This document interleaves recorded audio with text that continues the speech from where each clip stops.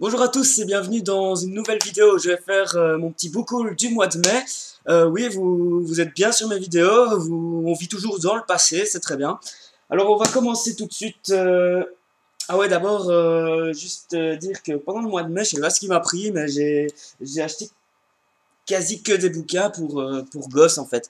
Donc voilà, si vous cherchez plus des, des romans d'aventure, fantastique, jeunesse ou quoi, ben c'est la bonne vidéo, mais je vais quand même présenter des trucs relativement connus. Hein. On va commencer par du relativement connu avec le premier tome d'Harry Potter, donc j'ai toujours eu une relation très tumultueuse avec Harry Potter, hein, parce que j'avais commencé quand j'avais, je sais pas, 12 ans, un truc comme ça, donc j'avais lu celui-là à l'époque que j'ai pu retrouver, donc j'ai racheté, en plus j'aime bien ces éditions-là, elles sont jolies.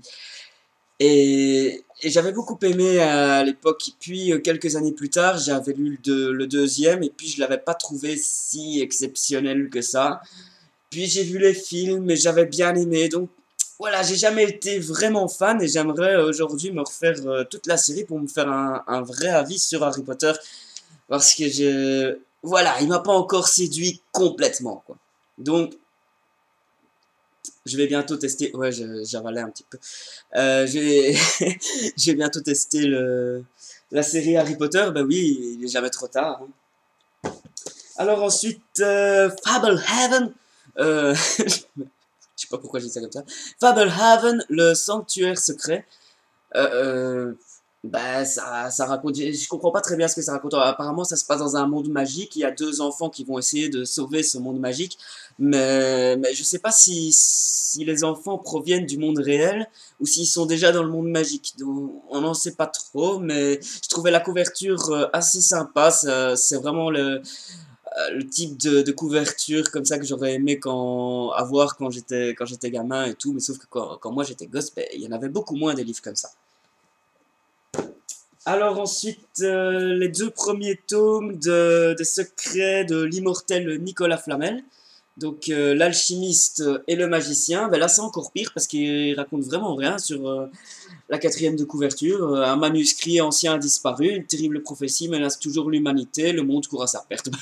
Voilà, ben, on n'en saura pas plus, hein, il faudra les entamer, mais il y a l'air d'avoir pas mal de bouquins dans cette série. Je regarde un peu ici, il en est noté 6, je sais pas s'il y en a 6 ou s'il y en a plus, mais j'aime beaucoup les couvertures, j'espère que ça va être un peu, je sais pas, un peu complot, Illuminati et tout, ça va, j'aime bien.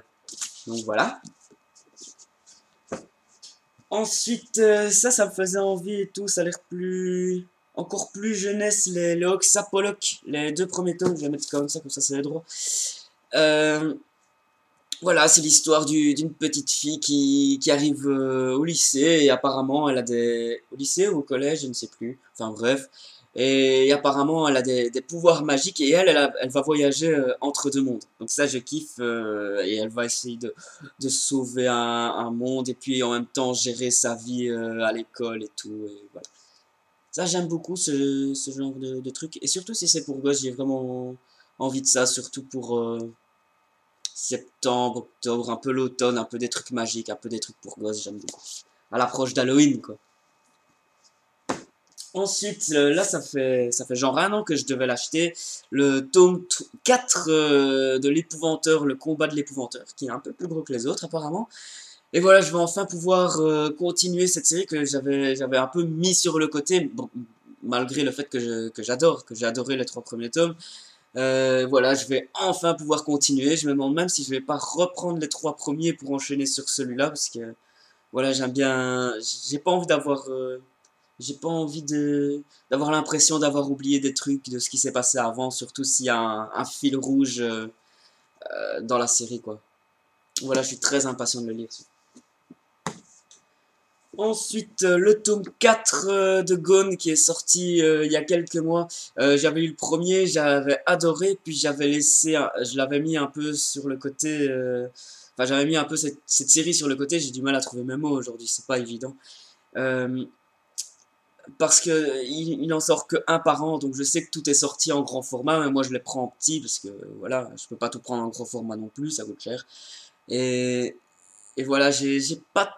envie d'avancer trop vite parce que j'ai pas envie de me retrouver calé à un tome, surtout qu'on aura le 5 dans un an et le 6 dans 2 ans, quoi. Donc, je pense que je vais les reprendre d'ici l'approche de l'année prochaine et je vais lire les 6 sur une année, ce serait pas mal.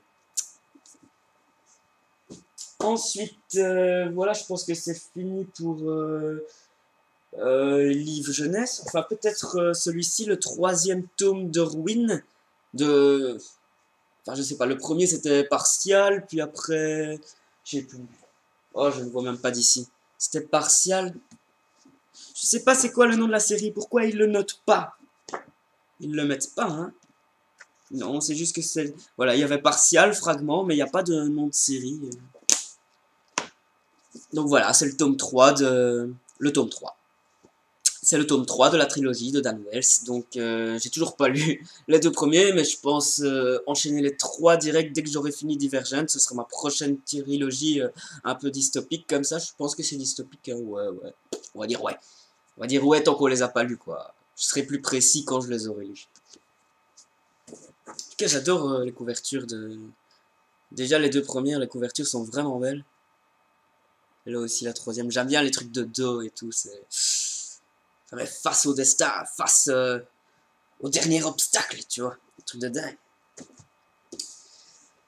Ensuite, je me suis laissé tenter par les conseils de fans, de la chaîne Lecture de fans, et j'ai acheté ce double pack de Franck Tillier avec ces 2, je crois que c'est les 2 premiers romans en fait, je pense, hein, je suis pas certain, mais apparemment...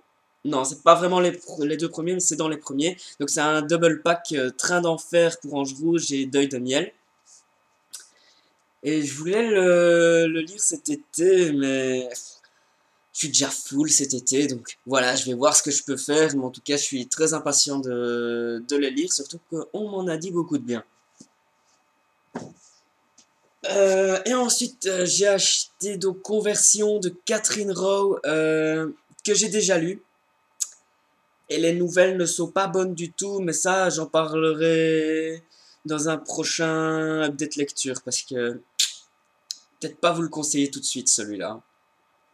Vraiment pas, non. Enfin, je ne dis rien, on va dire c'est tout pour le moment, parce que sinon je vais me lâcher. Donc voilà, c'était une petite vidéo, beaucoup un peu rapide. Moi, j'aime pas faire durer ce genre de vidéo, parce que surtout que je présente des livres que j'ai pas lus, et donc, à part le dernier évidemment, il faut toujours que je dise des trucs et qu'il y ait une exception. Et donc voilà, je vais pas m'apesantir là-dessus, parce que sinon je dis des conneries. Je me rappelle déjà quand j'avais montré dans un book haul glacé, où j'avais dit que il y avait une tête de cheval dans la glace. Mais en fait, non, c'était le corps du cheval où il manquait la tête. Donc voilà, je me trompe toujours un petit peu comme ça. Donc maintenant, j'évite d'en dire trop, je présente et basta, tu vois. C'est mieux. Allez. Sur ce, je vous laisse et voilà, je vous parlerai un peu mieux de tout ça dans les updates lecture, c'est toujours plus cool. Allez, ciao, ciao, bonne journée à vous.